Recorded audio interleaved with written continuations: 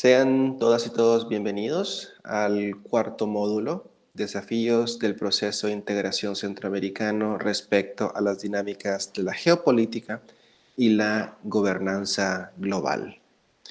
En este cuarto módulo vamos a estar reflexionando un poco cuáles son esos retos que presentan los países miembros del SICA con respecto a su capacidad de gobernarse, ¿ya? Y un poco sin dejarlo aislado de procesos más macro, ¿ya? Y sobre todo ya en el siglo XXI, en un mundo globalizado, interdependiente, ¿cuál es el rol de los países miembros del SICA con respecto a su geografía? ¿Ya? A su geografía y los desafíos, los retos que esto implican, digamos, en su relación con terceros países. Aquí me gustaría comentarles de un estudio muy interesante que compara, digamos, los niveles de gobernanza regional con los modelos de integración regional. Y aquí la hipótesis detrás es que se quería ver de alguna manera si los procesos de integración regional tienen un impacto positivo en la gobernanza de los países. Lo que quiere decir, en otras palabras, que mientras más integrados estén los países, más gobernables son. Ya es decir, no van a tener grandes problemas estructurales que tendrían si fuesen, digamos, países que no pertenecen a procesos de integración regional. Entonces se compararon las variables del índice de gobernanza que saca los estudios del Banco Mundial y se evaluó en efecto cómo la regionalidad, cómo estos procesos de integración regional gestionan variables como control de corrupción, estabilidad política, Estado de Derecho, cumplimiento de la ley, ya estabilidad económica, etc. Este estudio hace esa comparación ya con los principales procesos de integración a nivel mundial. SICA, Mercosur, Comunidad Andina, Unión Europea, ya Asociación del Sudeste Asiático, la ASEAN, la Unión Africana, el CARICOM, ya la Comunidad del Caribe, etc. Los principales modelos, y empezó entonces a ver si hay una relación entre integración regional y gobernanza regional. Si tomamos entonces todos los países a nivel agregados, ya en escala de 0 a 1, ya el 1 siendo la máxima gobernanza y 0, la pésima, la peor gobernanza, a nivel regional. Ya Centroamérica, los países miembros de la SICA ranquean en un nivel de 0.4 aproximadamente. La Unión Europea es el 0.8, el que 0.79, ¿no? El que es más alto, seguido por CARICOM, Unión Africana, la Alianza para el Pacífico, Mercado Común Centroamericano, el ASEAN, SICA y Comunidad Andina. Pero hay que ver no solo el índice, digamos, general, sino que hay que ver, desagreguémoslo por variables, porque es ahí donde se ven, digamos, los resultados más interesantes. Y el que nos va a decir, ¿ya? Qué es a lo que el SICA tiene que enfrentarse en cuanto a gobernabilidad o gobernanza regional. El estudio encontró que la estabilidad política y la confianza que las personas tengan en las instituciones es clave para los procesos de integración. Es clave, es clave. Pero en algunos países más que otros. En algunos países más que otros. En el caso de Centroamérica es uno de esos casos interesantes, en donde el proceso de integración viene dictado por la funcionalidad del mismo de acuerdo a los objetivos de los países. A diferencia de otros procesos como Unión Europea, ya el diálogo político de Centroamérica, de los países miembros del SICA, responde más a un proceso, digamos, de comunicación o de toma de decisiones intergubernamental. ¿Qué quiere decir esto? Pues que le da de alguna manera ya más flexibilidad a los países en las tomas de decisiones que impactan en sus políticas nacionales. Renato Bauman, un politólogo, trabajó en CEPAL en los años 90 introdujo un concepto muy interesante que vino popularizado después de, mejor dicho, pues viene prestado ese término de la ingeniería aeronáutica, llamadas geometrías variables. Si han tenido la oportunidad de montarse en un avión, por ejemplo, y se fijan en las alas, hay momentos en que las alas pueden moverse, parte de las alas, y eso ayuda al avión a navegar en turbulencias. Ese mecanismo se llama geometría variables. Renato Bauman lo que hace es, ¿por qué no introducimos esto a los procesos de integración? Que dota a los países de flexibilidad ya, o integración a distintas velocidades. Lo que quiere decir es que no todos los países, obviamente, como no son iguales, ni tienen las mismas problemáticas, él decía, ¿por qué tienen que integrarse a la misma velocidad? Dotemos a los países de esa flexibilidad y que se vayan integrando de acuerdo a sus necesidades. Y esta es una cosa que ha funcionado, ya esta es una apreciación más, muy personal, o sea, cuando ve la historia, ¿no?, del proceso de integración centroamericano y lo compara con la literatura, etc., nos vamos a dar cuenta que, en efecto, el proceso de integración ya va a tener un impacto en todas esas variables de gobernanza, Estado de Derecho, de todo lo que el Banco Mundial, organismos internacionales miden en cuanto a gobernanza, ya un impacto de acuerdo también a los objetivos de los países. A los objetivos de los países. Ya sea un objetivo económico, se van a enfocar obviamente en unión aduanera. Si un objetivo más político, se van a enfocar en el diálogo político. Si es un objetivo más de cooperación, se van a enfocar en la cooperación. Eso dota al sistema de alta funcionalidad. Entonces lo que el estudio rescata es un poco eso, pues identificar de qué estamos hablando cuando hablamos de integración y gobernanza regional. Y otro hallazgo interesante es que, en efecto, ya mejorar la gobernanza nacional tiene un efecto positivo en la gobernanza o en la gobernabilidad regional. Y a esto en la literatura se llama como isomorfismos. Los isomorfismos regionales. Isomorfismo es una palabra griega, iso igual morfos, forma, igual forma, que quiere decir que la regionalidad va a replicar lo que pasa en las naciones, en los estados-naciones, en los países. Entonces, mientras mejor sea la gobernabilidad a nivel nacional, por lo tanto, mejor va a ser la gobernabilidad a nivel regional.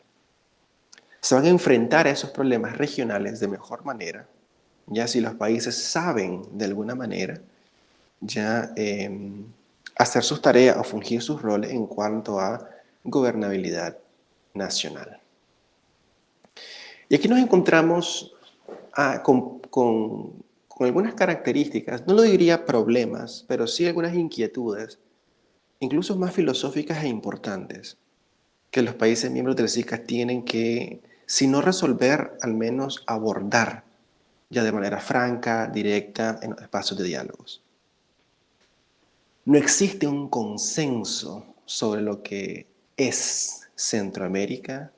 Cuando digo Centroamérica incluyo obviamente a República Dominicana, ni sobre lo que debería de ser. Y esto es una cosa interesante porque hay mucha interpretación sobre esto. Y eso depende a quien se le pregunte también. Centroamérica en el siglo XIX, incluso a principios del siglo XX, fue considerado como un puente, o sea, el rol ísmico geográfico de la región. Y hasta muy recientemente, como una realidad histórica separada de su geografía. Y aquí hay debates, o sea, hay bastantes teóricos que sugieren hacer esa separación quirúrgica entre considerar a Centroamérica como istmo, o sea, darle un rol geográfico o darle un rol histórico. Yo soy de los que piensan que no podemos hacer esa separación, no es sana hacerlo. O sea, tenemos que, de alguna manera, poner todos estos ingredientes, por así decirlo, ese mix en la elaboración de este concepto holístico de qué quiere decir Centroamérica cuando hablamos de Centroamérica?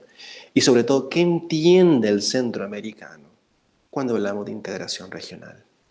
Hay muchas Centroaméricas y todas son distintas unas de las otras. Entonces, una cosa clave que los países miembros del SICA deben de tener en cuenta es precisamente esto, su propia definición, cómo se ven a ellos mismos. Aquí rescato un poco de qué es lo que ha sido el proceso de integración. Y rescato también, o mejor dicho, utilizando esta teoría del profesor Renato Bauman, de CEPAL, de geometrías variables o integración a distintas velocidades. Tenemos en nuestro léxico regional el triángulo norte, que es una integración económica. Ya lo llama integración profunda o alianza para la prosperidad. Tenemos Guatemala, El Salvador, Honduras. Si ampliamos un poco más ese círculo, tenemos al Centroamérica 4, lo que se conoce como ya esa libre circulación de personas que solo se requiere, ni siquiera pasaporte, pues un documento de identidad nacional para poder de alguna manera transitar entre estos 4 países. Si ampliamos el espectro, entonces nos encontramos con la integración económica centroamericana, la integración formal económica centroamericana, en la que ya se incluye Costa Rica y Panamá. Y si lo ampliamos todavía más, entonces incluiríamos a Belice y República Dominicana, ya como el sistema de integración, SICA, lo que se conoce. Lo interesante acá es ver que estos circulitos no son estáticos, o sea, se presenta para fines pedagógicos de manera estática, pero estos círculos se mueven. A veces son más grandes, a veces más pequeños, a veces hay overlap, a veces se separan, o sea, la integración es un proceso dinámico. Y mientras más claro estemos de lo que estamos hablando, mejor va a ser para el futuro de la integración de los países miembros del SICA, de la integración regional. Tenemos que aprender a hablar entonces el mismo lenguaje cuando hablamos de integración. Yo creo que el futuro de la integración misma va a depender de esto. Hay mucho interés hacia la región y no son necesariamente comerciales. Esta es una cosa interesante que yo siempre he dicho, que estos grandes países, por ejemplo, nuestros socios comerciales más grandes, Estados Unidos, Unión Europea, no tienen mayores intereses comerciales en la región. Si uno analiza el comercio, por ejemplo, Estados Unidos solo exporta el 2% hacia Centroamérica. 2%. Y hace poco, 10 años casi, 2012, se firma el acuerdo de asociación entre Centroamérica y la Unión Europea. El primer acuerdo de región en región del mundo. Del mundo. Tiene 3 pilares: el comercial, el diálogo político y el de cooperación. Y si uno analiza, digamos, el proceso comercial, se va a dar cuenta un poco de esto, pues, o sea, Centroamérica es un mercado de 40, 50 millones de personas, ya que vive el 20% en pobreza, lo cual tenés a una población incluso menor con capacidad de compra. Y si uno analiza cuál es la población de Alemania, de Italia, de España, 70, 80, 90 millones de personas, y hace las comparaciones, obviamente 40 millones o 50 millones de centroamericanos no tienen el poder adquisitivo de 50 millones de franceses, de españoles, italianos o alemanes. Entonces Centroamérica como mercado puede ser que no sea muy atractivo para Europa. Lo que quiere decir es que obviamente somos importantes en otro sentido, no estrictamente comercial. Entonces aquí vemos un poco el rol geopolítico que Centroamérica nunca ha dejado de tener, ya desde nuestra independencia. Y es por eso que yo soy de los que insiste que no podemos analizar estas variables de manera separada. No es sano para la región hacerlo de manera separada. Por lo tanto, la geopolítica, por ejemplo, los procesos migratorios ísmicos, ya nos encontramos en un puente ya entre los océanos y entre dos masas continentales. Va a ser siempre clave al analizar qué es Centroamérica, qué es lo que puede llegar a ser, qué es lo que debería y no debería convertirse en su futuro próximo. Entonces, esas son un poco las reflexiones en este cuarto módulo, ya de Centroamérica frente a su proceso de gobernanza y frente a su rol geopolítico y geoestratégico. Y a continuación, entonces, compartiré algunas conclusiones y recomendaciones ya de cara a este curso número 6, Desafíos estratégicos de la integración centroamericana, una visión de futuro. Muchísimas gracias y a continuación concluiremos con algunas, como decía, conclusiones y recomendaciones.